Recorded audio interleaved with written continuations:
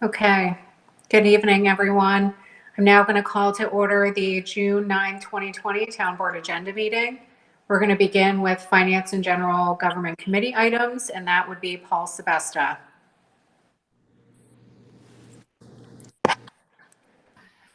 Thank you. Good evening. Item number 1 is a resolution calling for a public hearing on a proposed local law to amend Chapter 27 of the Code of the Town of Niskuna to broaden the residency requirements for individuals holding the position of town comptroller.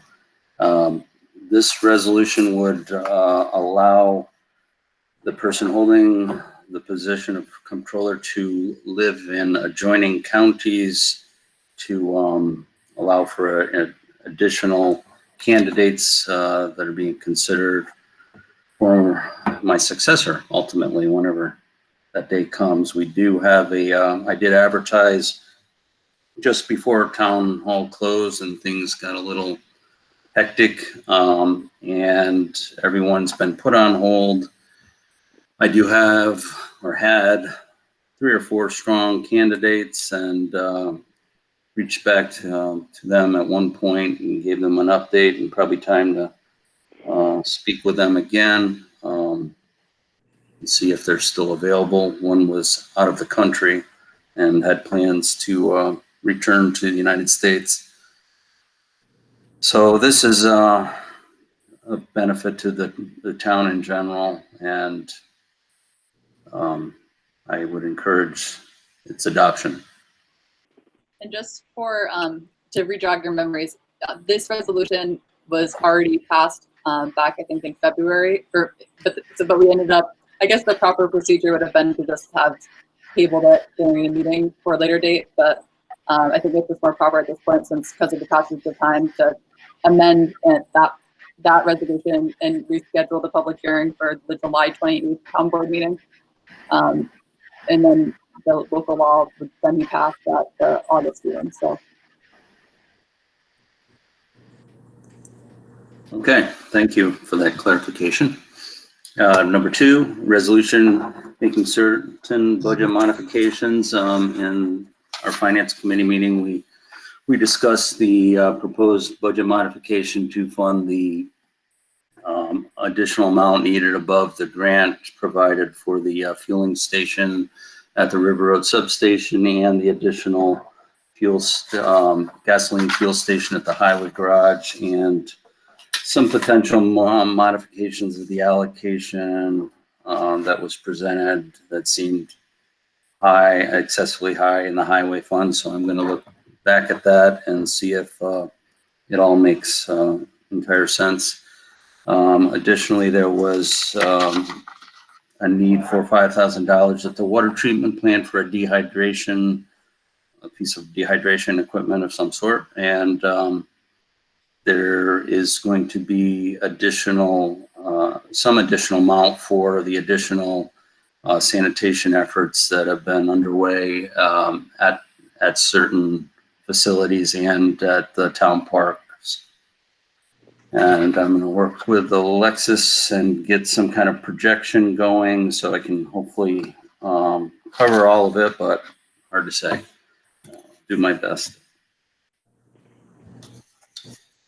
Number 3 is a resolution establishing the standard workday and reporting for elected and appointed officials. We had a couple town officials that had modifications to their standard workday, and this can be done by anyone at any time. It does require us to go through the same process of passing the resolution, posting the resolution, and so that needs to be done because of these updated standard workday reports that have been filed. Number 4 is a resolution amending the Town of Niskuna's Family and Medical Leave Act policy.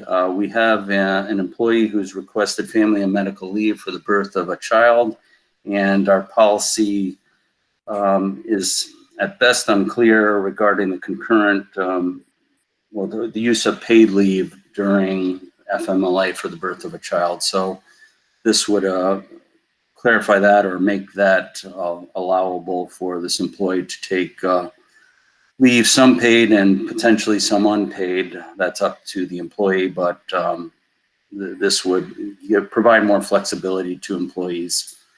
And they would be using their own accruals. It's not really costing the town anything.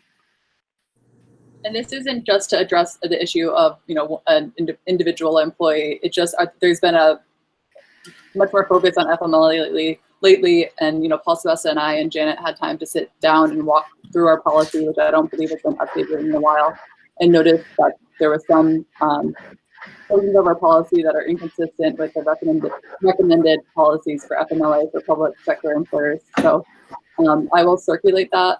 It's definitely a living, working document. Hopefully at the end of this week, but the changes are just to bring it into consistent with the current regulations, not to give additional benefits above and beyond what you aren't entitled to under the law. Well, we do have an option of not allowing paid leave. Family and medical leave is unpaid primarily, and we're expanding it to allow paid leave. So I see it as a benefit to the employee, but it's their own time, and I'm not. Our policy is just unclear, I think, at this point. And yeah, our policy is inconsistent with the law, because our policy says you don't get to go on FMLA until you've exhausted your paid or accrued leave. So we need to change it regardless to make it so that your FMLA leave and your eligibility for that leave starts at the qualifying event, not at the expiration or the exhaustion of your accrued time. So it's very nuanced and a lot of minutia, but it's important that we update this and also update the accompanying request forms. yeah, I agree. It's a clumsy policy. It goes way back to some of that language. And anyway, that's it. That's it from Finance and General Government. Great. Thank you so much, Paul. We're going to move on to Highway, Parks, and Recreation Committee items. We will start with Ray Smith, and then we will segue into Lori Peretti.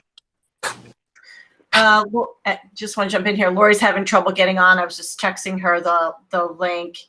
And I think the very first one is actually Laura is going to talk about that. But I did want to jump in and say that, tonight the Schenectady County is voting on a revised, Knott Street Improvement Plan project, which addresses the co-op parking lot egress and ingress and keeps it on Knott Street.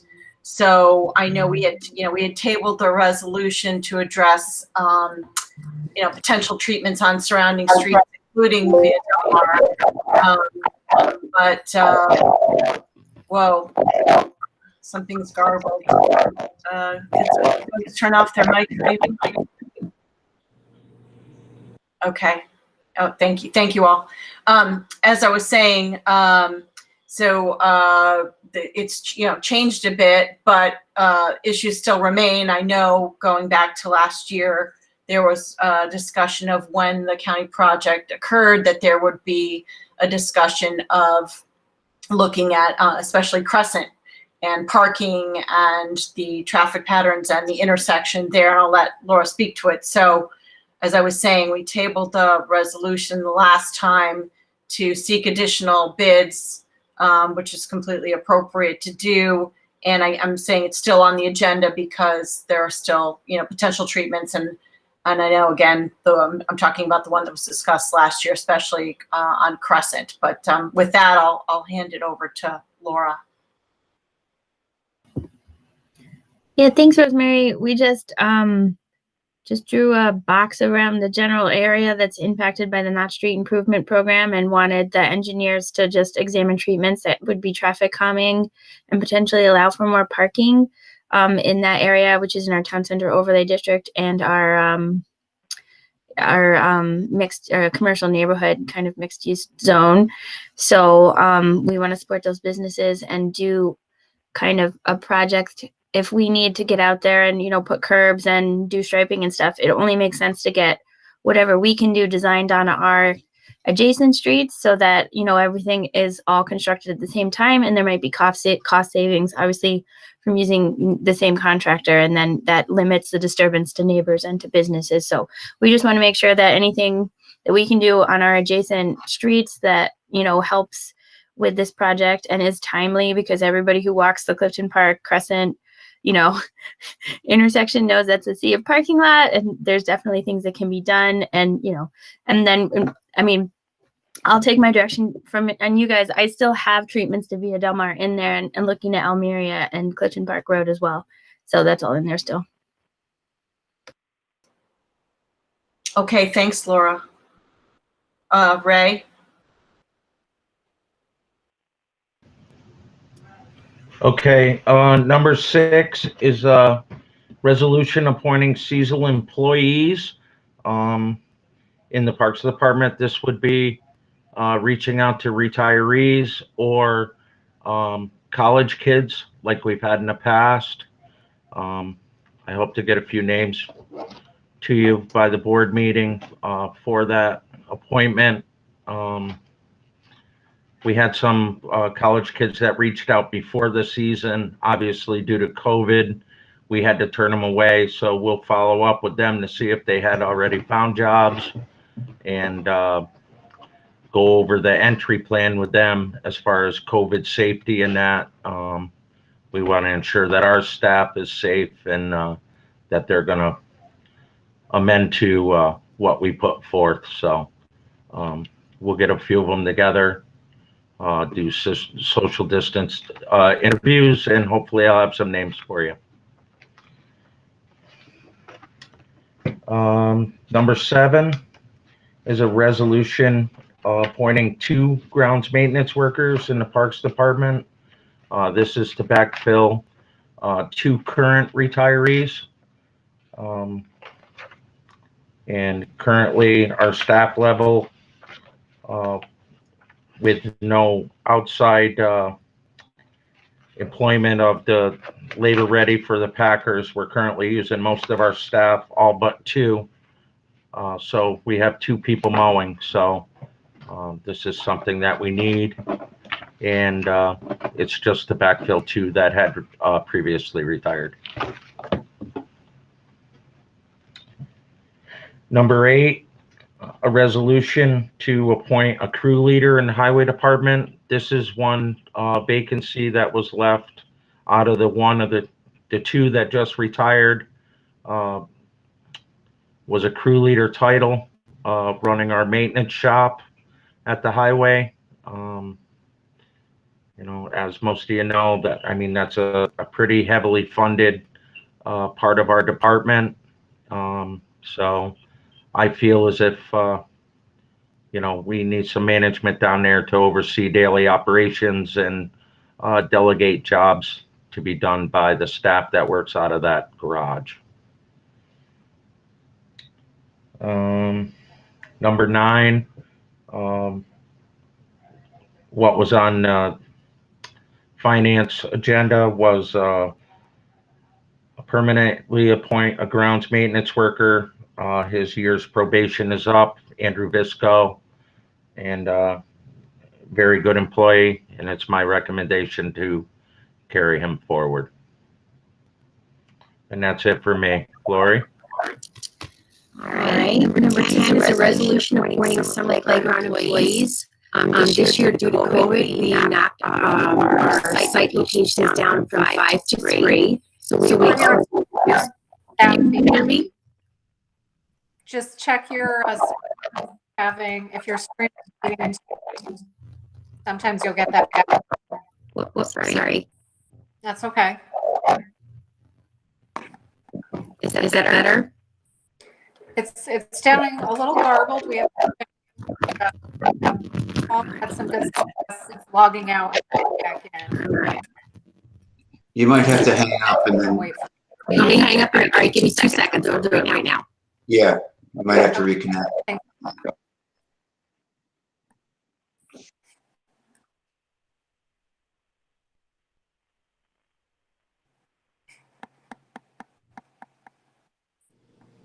Do we want to let Laura go? I'm all set. Is that better? Do I sound better? No. Oh my gosh, what's going on? All right. What should I do, Bill? Call in on your phone and mute your computer. All right. You want me to let Laura go and then I'll jump in? Yep, you might have to call me on your phone. You got it. Okay, I will do that.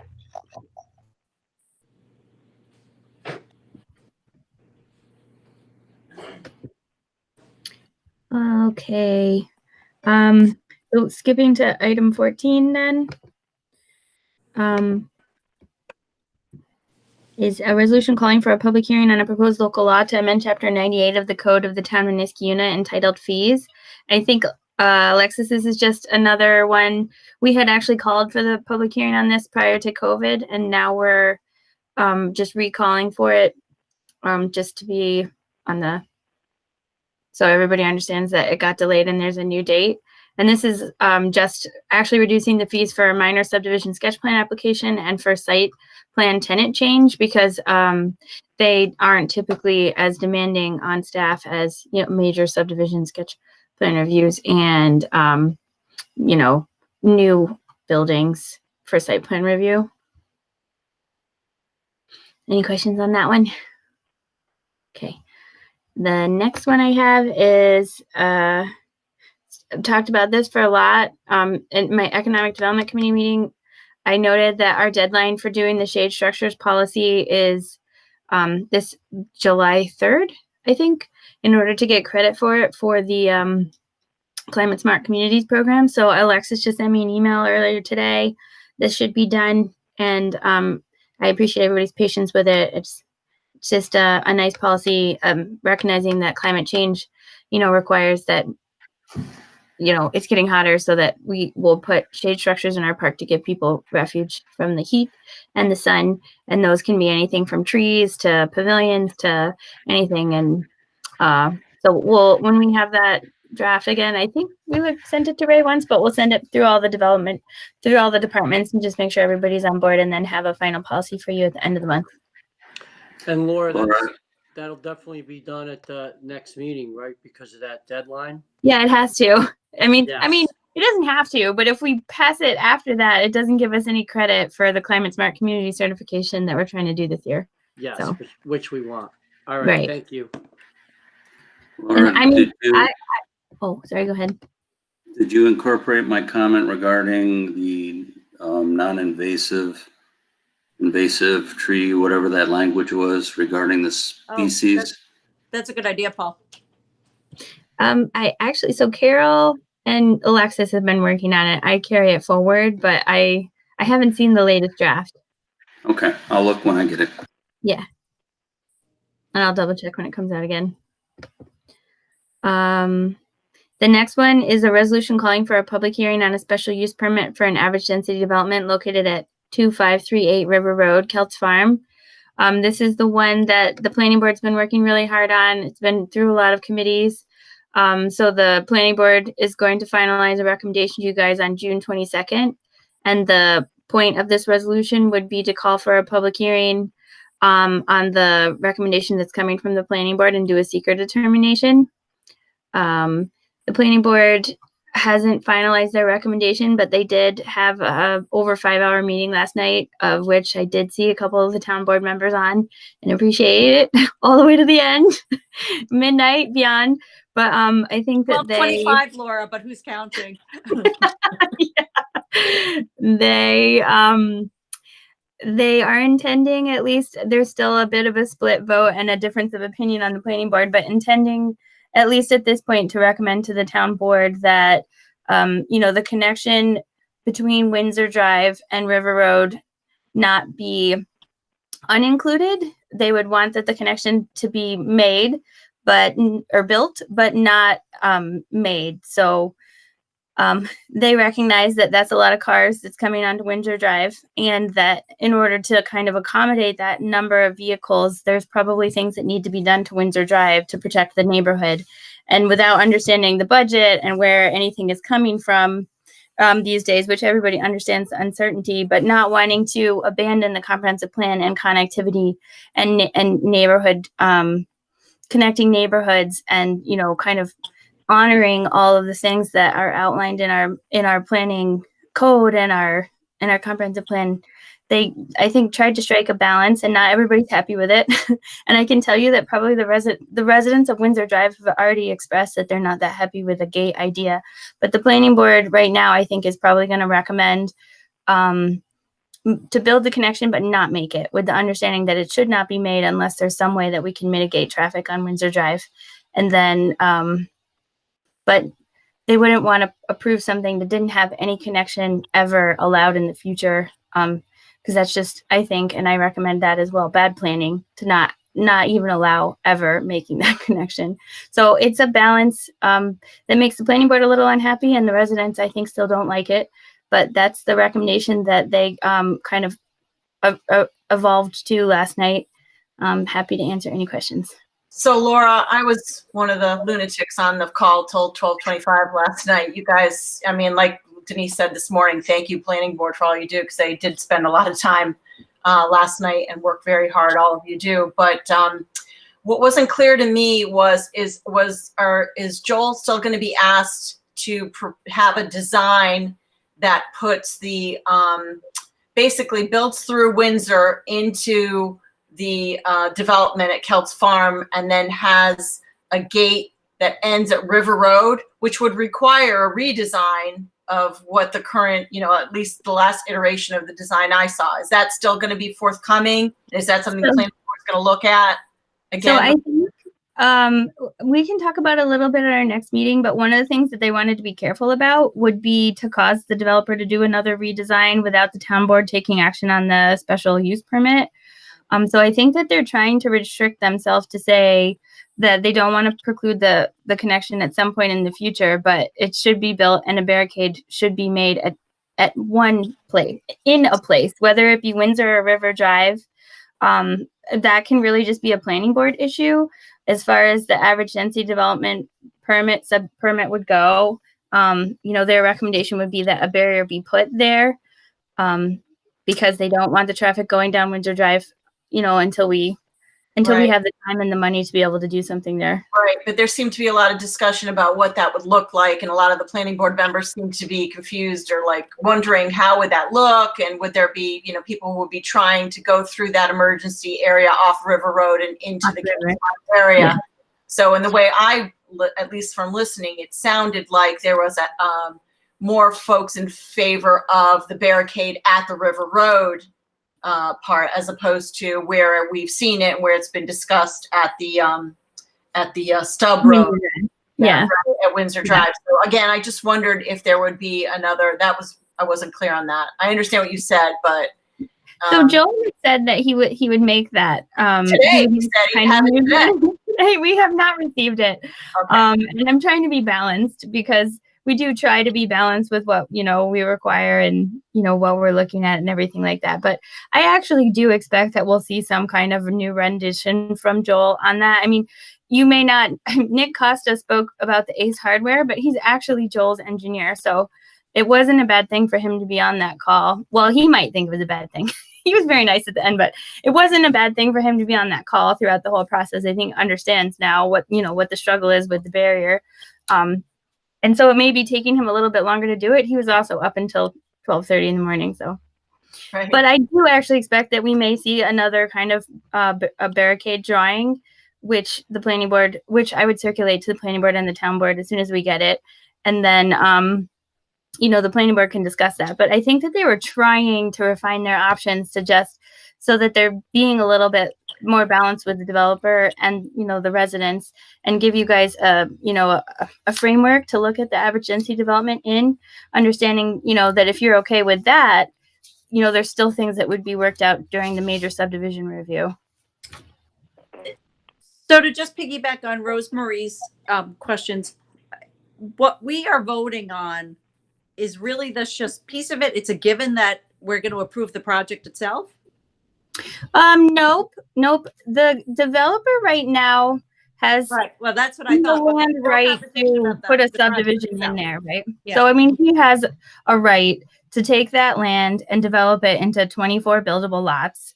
He could do that solely through the planning board. And by the way, if he did that solely through the planning board, then the planning board could still require the road connection themselves. But because he is doing an average density development, some of the benefits to average density development are the reduction in the lot size, especially in that area, allows for kind of, you can retain some of that habitat and a larger buffer between these homes and Windsor Drive. And there's some nice old, it's kind of like an old white pine oak forest with pretty intact understory, actually. So there'd be some habitat there that's preserved. And I actually think that the way the plan is written right now, there's potential that some of the lupin field would be preserved, which I think Denise knows how we all feel about pollinating flowers. Would be fantastic if we can keep some of that lupin field. I mean, it's so beautiful right now. If anybody wants lupin therapy, drive by Blatnick Park right now and look on the other side, because all the lupins are blooming. They're really nice. But yeah, so you guys are looking at the impacts of the average density development and whether or not the special use permit should be granted in the configuration that the planning board is sending up. If you denied the special use permit, you can deny it with conditions. You can approve it with conditions, send it back to the planning board. They would continue to work on whatever you give back to them. If the average density development is completely dead, that doesn't preclude the developer to going back to a regular subdivision, which he's allowed to do by right, if that makes sense. And then my other question to you is, the conversation very quickly became crash gate, and what happened to the multi-use path? Oh, so the multi-use path, I think nobody is opposed to the multi-use path. It would go through in any of the options. It's on all of the drawings. I mean, I think the residents of Windsor Drive have made very clear that their preference is no road connection and a multi-use path only. The planning board, the two options the planning board was really looking at last night were full connection with the multi-use path included, or a paved connection with a barricade. But the multi-use path would be free and clear for anybody to use at any time and be built, as part of the beginning of the project. Yeah. Okay. All right. Okay. Well, we'll continue to talk about it. It's very complicated. And I mean, I hope people who are listening, could see the struggle, because we do understand everything that's going on in Windsor, but we also have an obligation to the town and to the planning and to, what's been done in the past and in the future. So that was the balance that they were trying to strike. Oh, I think I have one more if nobody has. I'm sure we'll talk about it a lot, but feel free to reach out if you have any information or you want any information or you have any questions. And then this is John's personal favorite, a resolution calling for a public hearing on a proposed local law allowing hens on single-family residential properties. So I know I have some follow-up from the Economic Development Committee meeting to finalize that code and send it out to you guys. But I think that we just wanted to at least get a public hearing out to see how people feel about the law and how it's written and how it would be implemented in the town of Niskayuna. And we'll try to get that draft out to you and to the public as quickly as possible.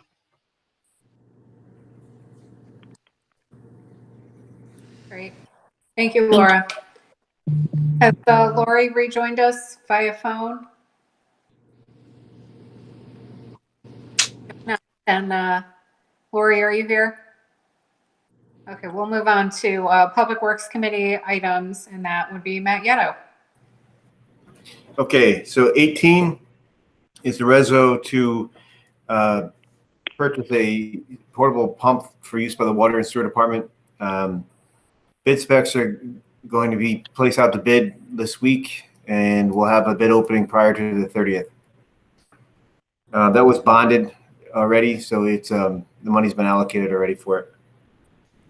19 is a tentative resolution to appoint a maintenance worker in the water and sewer crew.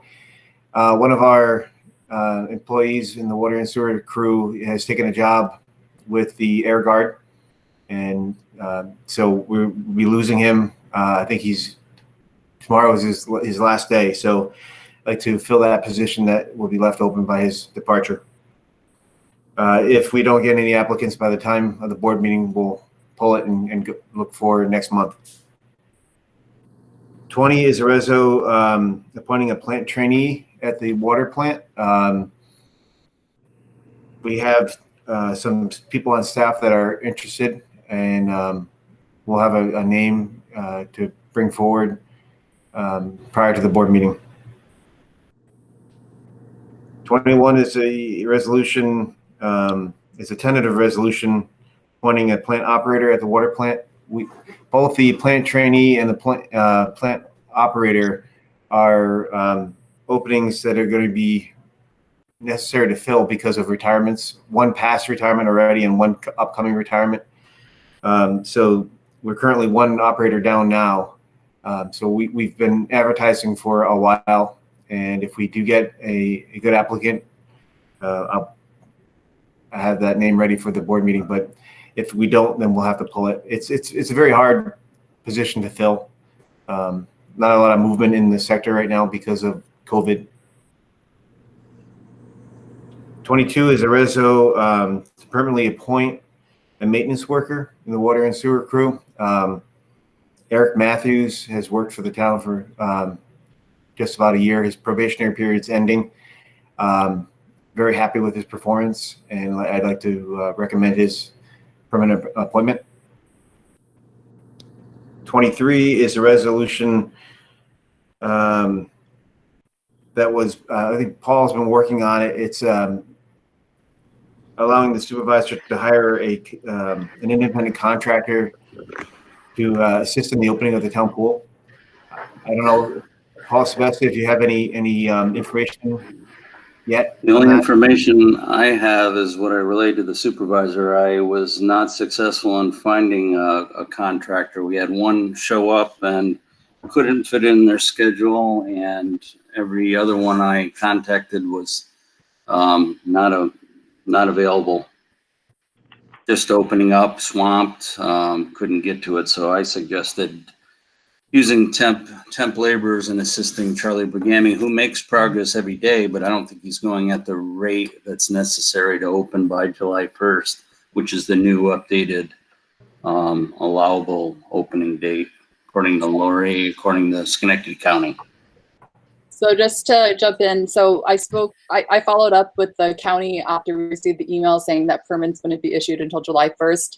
My understanding is that they're going to modify that directive because local governments are exempt from the New York forward pages. So, and just to keep everyone updated, they've changed the inspection requirements such that the town conducts its own inspection and just sends in a attestation form saying that it satisfies all of the requirements, so we don't have to worry about that scheduling issue. That said, with respect to the hiring of laborers to do the opening of the job, this has kind of been a joint effort. I know, as Paul Sebastian mentioned, he had reached out to some commercial pool providers. I had reached out and just had a conversation earlier with seasonal pool maintenance employees in our neighboring municipalities who weren't hired because those municipalities aren't opening their town pool, who would be able to provide 2 weeks independent contractors. So I think, and I spoke to Charlie Brigami. The only thing is that I think that it would make sense to follow through with Paul Sebastian's recommendation of hiring a pool filling service, because that's very specialized. And I know that Matt Yellow needs to be looped into that because it involves use of a hydrant. Paul Sebastian, were you able to get a commitment from that H2O company? They are very interested in helping us out with that. I do need, I need to verify the gallonage that Charlie Brigami gave me, because it sounded not quite what I expected it to be, just to make sure we understand how much help they could provide and what the timeline would be. I want to make sure the benefits, make sure it's worthwhile. It basically costs $1,500 a day for their service, and if we can get it done in a day, that's probably a good deal. If based on the gallons, it could potentially take more than a day, but right now it takes 4 days. So if we're getting down to that tight of a timeline, that might be money well spent. And I think the water would be pure because it's coming from a 12-inch new main, and the water Charlie, the main that Charlie pulls off of is very old and has a lot of sediment, which is why you can't be more aggressive with the fill. So there's probably a certain amount of debris that automatic, we're introducing normally. I think that would be worthwhile to move forward with scheduling, because I know we're trying to move forward with at least the hiring of the work that comes before that. From what I understand, if we were to fill it in prior years, it takes 4 days of work. So, I mean, if you do the opportunity cost of an employee's salary for 4 days. I want to mention it sounded like, we have these issues with, ultimately, when I make payment to what you're calling an independent contractor, the IRS has these facts that provide evidence of the degree of control and independence that are behavioral control, financial control, and the types of relationships. And you have to meet the threshold to be officially an independent contractor. And what I'm hearing, they're sounding more like employees. Are these businesses? Do these people have a business that maintains pools? So who I was referring to was, like, for example, the town of Colony is not opening their town pools, and they've furloughed or decided not to hire their seasonal town pool employees. So those laborers, we're going to get back. Well, we're hiring the town. Yeah. It would just be for the discrete hourly work. I mean, the city of. Oh, that's an employee. That we're hiring the town of Colony as employees that they furloughed, and that would be an employee. They don't have a business. They're not, we can go through the tests, but it's sounding more like an employee than an independent contractor that has a business, an LLC, whatever. Yeah, I mean, I can look into kind of the legal aspect. I know that there is definitely a basis for us to be able to hire discrete workers. It doesn't need to necessarily be an independent contractor. It could be through the shared services initiative for using other employees who are not being utilized, that is really outlined on the Chamber of Commerce's website and encouraged. So I can. That's fine, but they'd still be employees. Yeah, I mean, I will flesh out that aspect, the IRS aspect. I think it's just the decision of the town board of whether or not we will be paying for this added cost in recognition of the workforce restrictions. So I'm all in favor of supplementing the opening. I tried my best to find someone as a true independent contractor. I called commercial pool manufacturing businesses and repair businesses, but and we can hire employees. There's nothing wrong with that. And then we get away from the prevailing rates of independent contractors and all that other business that could complicate matters. Hey, Paul? Yes. Majority of that work that is necessary for that pool is patching of, concrete patching and painting. Right. That's all it is. Striping, marking the depths. Yeah. What about a general contractor rather than just a pool specialist with some directions from the town? Yeah, that's fine too. I mean, it's really, the problem is Charlie knows what needs to be done. He continues to do the patching. He showed me a picture of some further repairs he had to make where, a piece of the wall under the coping cave, dropped in, and anyone could do the work. Yeah, if it's someone that's done the work, they need less direction. But I think Charlie's available to provide a degree of direction to any contractor that's worked with masonry products, paint. I mean, it's not that complicated, honestly.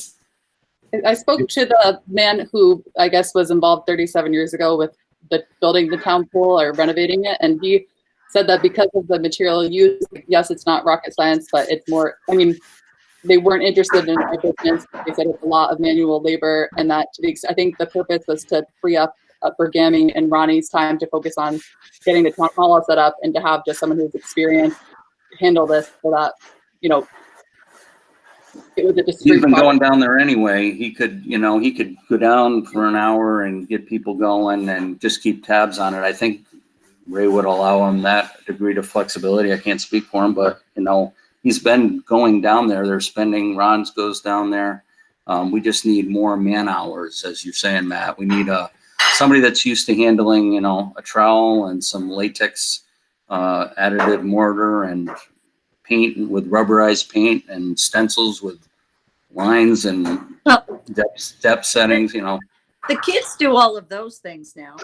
When Charlie and Ronnie get up against it, the kids do all the stenciling and everything. So we just really need somebody to do the masonry work and Charlie to give a list of what needs to get done. But all of the cleaning and all of the stenciling and the outside painting, and frankly, if he did, we just need the direction. There's people who are already on the payroll who are dying to work. If Alexis can find other people, if this is a Matt Yeto thing and we're going to bring in a contractor I know exactly the picture he showed you of the hole in the wall. I was there yesterday too. So. Yeah, there was more from today, I guess. We just have to be told. Yeah, it's not that bad. You just got to keep at it. You know, and a lot of these processes with the patching, it has to be built up over days. You can't do it all in one day. It's a multi-step process. So you just need Charlie Bergami to have some oversight, and you could do it a variety of ways. Independent contractors, employees, temporary workers, the more the merrier. More the merrier, with an eye towards getting this done sooner rather than later, because we've already. Well, the more we'll get it done quicker. So does there need to be I'm sorry, go ahead. Sorry. Do we, Alexis, have a timetable that the other municipalities could give us as far as us a timetable? Using their employee work? So this is actually something to note. So all of this work would likely be done and completed before our town board meeting. So it would have to be a kind of a retroactive resolution, just authorizing payment for like what would we do for emergency work. So that's a good point. I think that we'll have an answer by tomorrow or hopefully Thursday. I think initially we were trying to get one company to handle all of it. Now I think it's broken down into more discrete, like the labor aspect, the filling of the pool aspect. So we can it seems like a lot of people are involved, and we'll get an answer hopefully by the midweek so that we can have a clear idea of the exact date of opening. Who's overseeing the whole effort to get it open? It's a joint effort. Collaboration. Effort. So I got a question. So you talked about two different things. One thing was filling the pool, and that was because we're short on time. You think by the time the repairs are going to be made, we're going to need to use an outside company to truck our water to the pool. Is that correct, Matt? If I look into that aspect, and if we're down to if we're short a few days, you can pick up 3 days by hiring a tanker to haul water from hillside to the pool, a couple miles. If you have the luxury of taking 4 days to fill it, you don't need to do that. Okay, I answered that question. Next question, and the goal is to try to get this pool open by the 1st of July. Is that right? Monday, June 29th. June 29th, okay, because you got the holiday weekend and the 4th of July coming. And maybe Denise can answer this. So you're anticipating quite a turnout. Is that right for the pool? I don't know what people's comfort levels are with going to public pools. So I don't know either. We've worked for more than a month now to come up with a safety plan for it. It will relate to people only having pool passes. They can't pay a day pass. We're reducing the number of occupants. We've done all of those things. What people can do within the locker rooms. So there's a variety of guidances that have been put forth either by USA Swimming, health departments, other things. And obviously, like all the rest of it, Alexis is overseeing all of it, but we have pulled together all of that. I don't know the answer to if we open it, they will come. I know there's already a lot of people who are registering for things, and they are very interested, and they are happy to know that we are opening. So.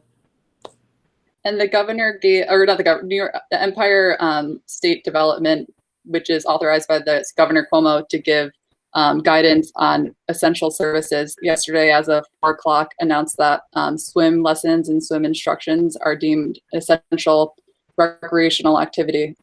So I think that might change any public perception now that it's authorized explicitly by the state. Guilderland and Clifton Park, I know, will be close to follow in opening their town pools as well. And yeah, And the state is I've been going to. We had a meeting with State Parks last week where they said they're working on their plan to get their pools open. So the state is going to open their pools. You know, Colony hasn't opened them. I don't know why. Bethlehem isn't opening theirs, but it has nothing to do with COVID. It's because they're reconstructing their pool. They were not opening this summer anyway. Yeah, Lori did quite a comprehensive survey, and the places that aren't opening them are either because of budgeting concerns, so they don't have the ability to hire the employees to run it, or concerns that don't impact our decision making. But yeah, no, all of that will be addressed. I know I kind of did a preview of it in our internal email regarding this big comprehensive reopening go-to book, which will have all of these protocols in one place, whether it be for the town swim lessons, the town swim team, general public access to the pool, the playground camps, employee protocols. So that's on its way out, but it's probably going to be 300 pages.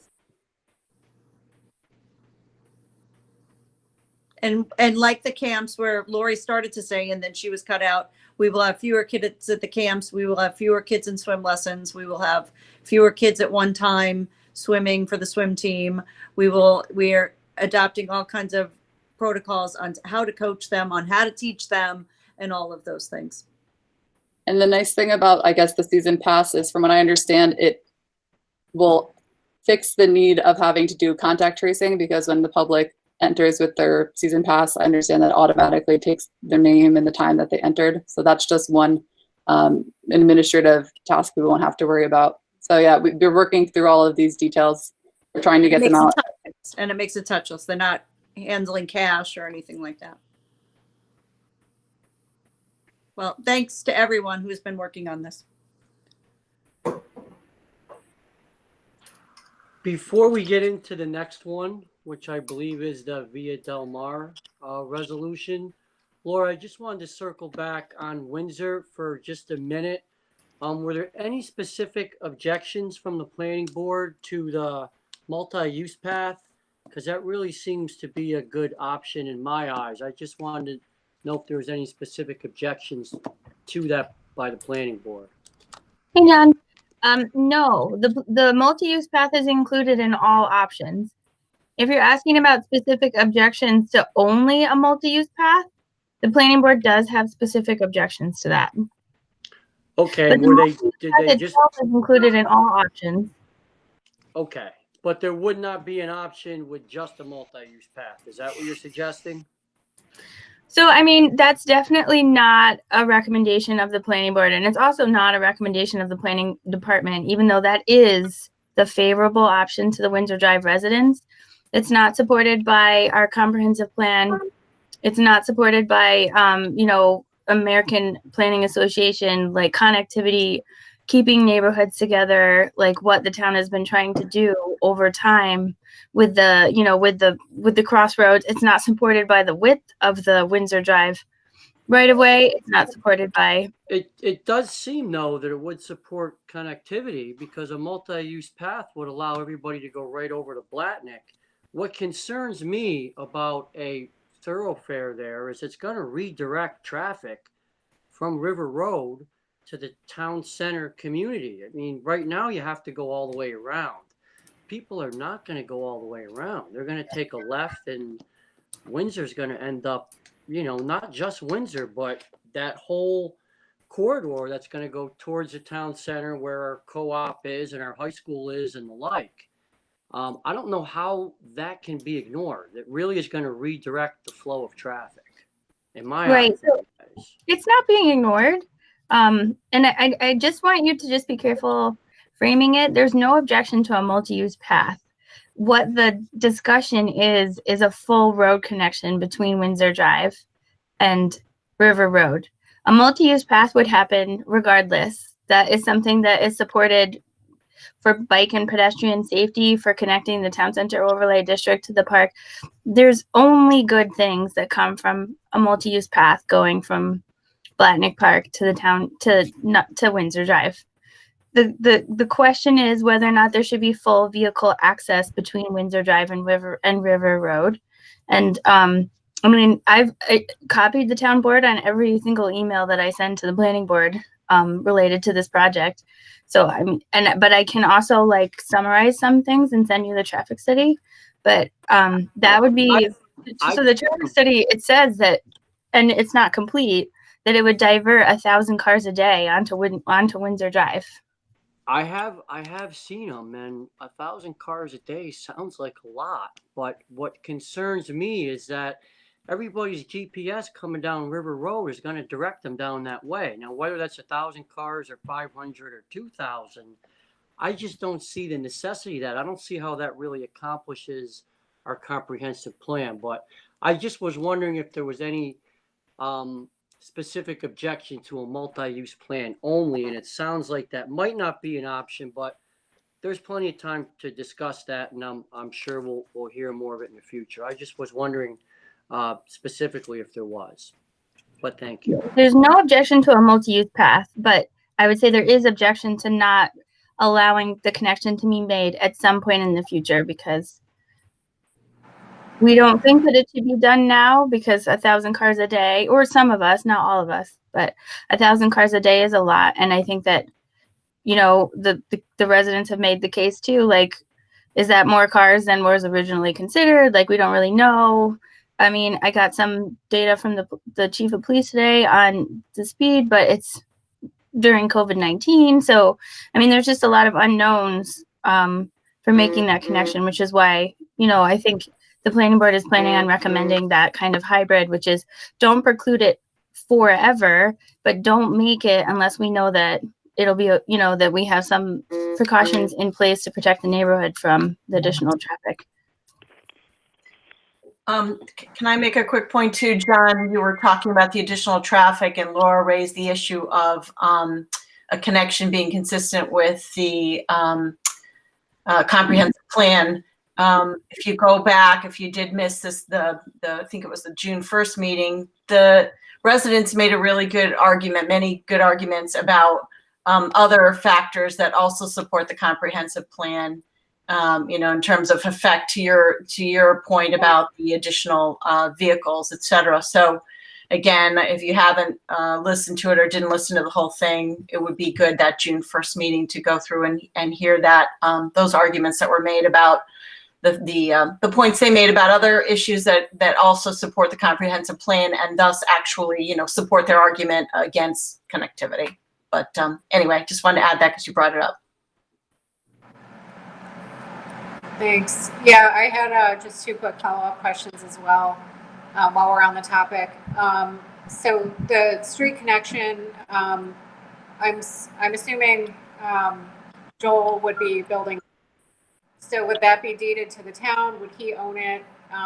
If there's a proposed gate, who's controlling, you know, the gate, the opening and closing of the gate? Is it the town? Is it Joel? And then follow-up question as well with regards to the gate. If that is going to be the planning board's recommendation, are they going to give us some type of imagery of what they want this to look like? And I don't know if we have the answers to those questions, but those are just some of the questions that I had. Yeah, so I mean, typically the developer would build the road and deed it to the town, including the gate, and we would be the owner. And the gate is typically equipped with like a Knox box that, yeah. I think Mean must have, oh, she's just rejoined the meeting. I was going to say, I think she must have clicked exit by mistake. Oh, instead of muting. Yeah, I hit the wrong. Yeah, that happens. Sorry, Yasmin. So the town would, typically the developers build everything. So the developer would build all the infrastructure and the road and the gate, and then pay for all of that, and then turn it over to the town, and the town would be the owner. And then typically the gate would be owned and maintained by the town, and it comes equipped with a Knox box that, you know, if the emergency vehicles need to get through, they have the ability to go through it in times of need. And but I mean, it's something that we can talk about. Typically, the snow plows also plow that because it's an emergency connection. So, you know, the plow guys have that key that opens up the gate so they can get through, because emergency happen at all times of the year. So all emergency accesses have to have the plow. It would depend on if it was an emergency access requirement or not. But and then to your next question, and I think that was kind of what either Denise or Rosemary was getting at. Is the planning board going to give you kind of a more firm understanding of where the barrier would be and what it would look like on the plan? And we're just trying to balance that out right now with the developer. I mean, we do have a plan that shows a barrier, actually a break in the road and a barrier on as you get towards Windsor Drive. So that certainly we already do have a plan that shows almost making the connection, but not quite. And if that's what the planning board needs to forward up to you guys, I mean, it certainly, I think, gets to the point that the connection isn't being made. But if it is kind of a critical thing to have the barrier on River Road, then we can push harder on the developer to have that plan ahead of the town board looking at anything. Thanks, Laura. I think we left off at item 24, if I'm not mistaken, of Matt Yetto. Sorry, Matt. Oh, it's okay. I'm still here. Sure. If he has any more questions. Ready to go ahead? Okay. 24 is a resolution having to do with the curb cut on Via Del Mar. This was added to our committee. I don't have that much more to add regarding that.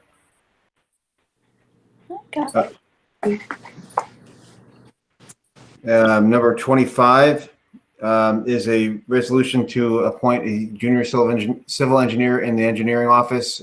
We've gotten quite a few applications. We have 4 or 5 good candidates. Josh Hawley in my office has set up for the interviews to take place next week.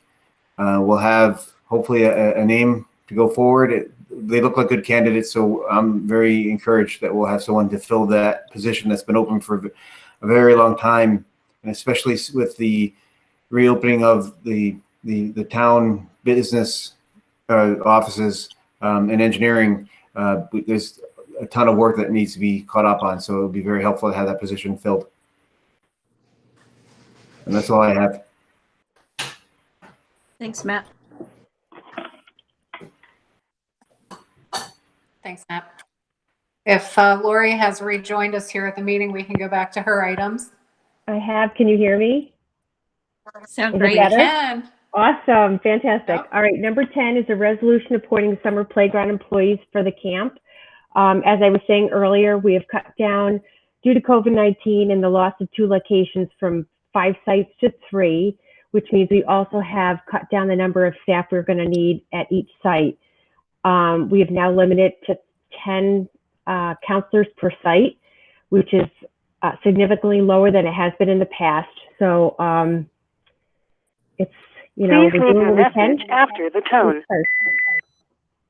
So we're just trying to do what we can to get this running, but we're happy about it. Number 11 is a resolution appointing the Niskuna Town Pool employees. We are thrilled that the pool will be opening on the 29th. Have a nice list of employees and snack bar attendants, which will be on for the resolution at the end of the month. And number 12 is a resolution appointing summer playground independent contractors. Unfortunately, due to COVID-19, this list has shrunk significantly since last year, but we still have 2 programs that are going to be running, which is tennis for both youth and adult and lacrosse. So both of which feel that they can run their programs with social distancing and still be effective. So, it's better than not having any programs at all. So I was thrilled. And that's it. Thank you, Lori. You're welcome. So I Thank guess you. I can speak to 13. I think Ray just jumped off. So we had Master Gardener Colleen Abercrombie Castle reach out and offered to do some planting around the gazebo in Lions Park. And she coordinated with us a little bit, did a beautiful, job. It was a lovely contribution to our community. So we thought it would be nice to thank her with this ceremonial resolution. Great, thank you. Okay, we're going to move on to Police and Public Safety Committee items. Chief McManus, if you're still with us, ready for you. Okay, I think actually Alexis was going to handle the public hearing and the paid leave. Yep, so 26 is a resolution calling for a public hearing on July 28th on the modification to a chapter in our town code regarding emergency alarm systems, and the amendment would pertain to no longer offering the option of the police being the central monitoring for alarm systems for commercial and residential users going forward in 2021. So that will be, like I said, that was a resolution that we've already passed and voted on, but the reason it will be slated for June 30th is just to clarify that, you know, there's a new date for that public hearing. 27 is a resolution granting certain police officers paid leave to obtain COVID-19 antibody testing outside their normal workday. So this is actual retroactive payment. It was for certain individual police officers who, because they work, their tour of duty is during the night when antibody testing clinics are not open, that if we were to offer them the ability to use paid leave, it would have to be outside their normal tour of duty. We had discussed this in Finance Committee just a little while ago, and I think the fiscal impact is less than $300.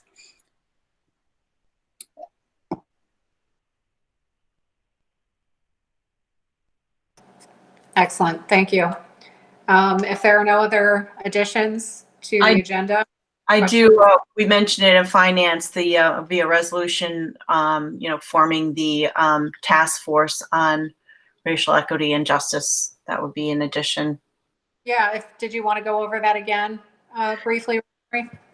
Sure, hold on a second.